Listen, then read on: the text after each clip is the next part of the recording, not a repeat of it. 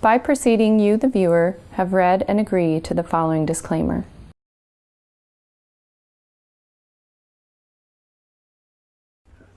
Hi, I'm Dr. Jill Krista with the last in this first series of webinars on infection-induced encephalitis. This is the foundational support webinar, and we're down to the prevention. Remember, this is infection-induced encephalitis, so we want to make sure that we're preventing any further infection and finding some of the nifty little tricks that you can do to make sure that's happening. And all the proceeds will be donated to the Hope Coalition for PANDAS research and hopefully training more doctors in this, and also the Institute for Natural Medicine to make sure that we're still remembering to research the natural medicines that are very effective for these conditions. All right, let's move on to prevention.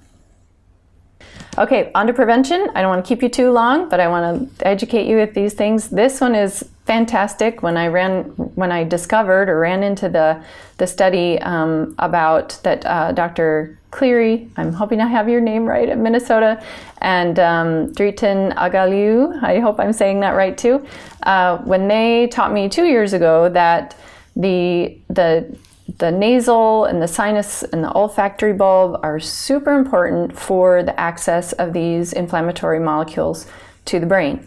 So why not get it at the gates? So I put on this slide different ways that you can guard your sinuses or guard your kids' sinuses in very safe, sustainable ways.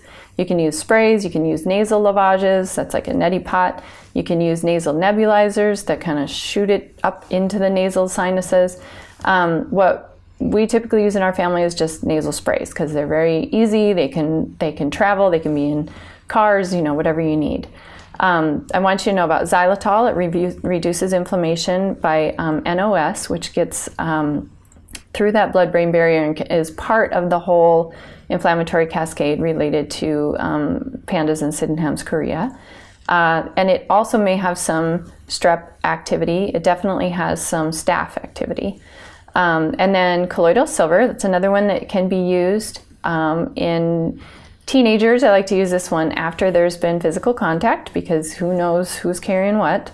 And then berberine is a lovely, lovely plant that has bacteriostatic action. And what's most important about berberine for you to know is that it interferes with the adherence of Streptococcus pyogenes in the sinuses and in the nose mucosa.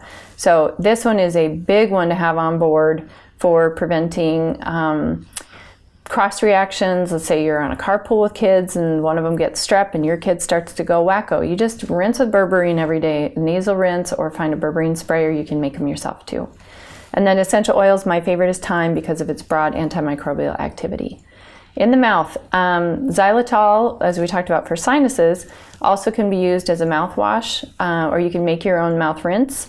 There's xylitol toothpaste, and we've seen that xylitol is involved in dental caries prevention, so that if you have strep in the mouth, you're going to have more, you could be self-inoculated basically.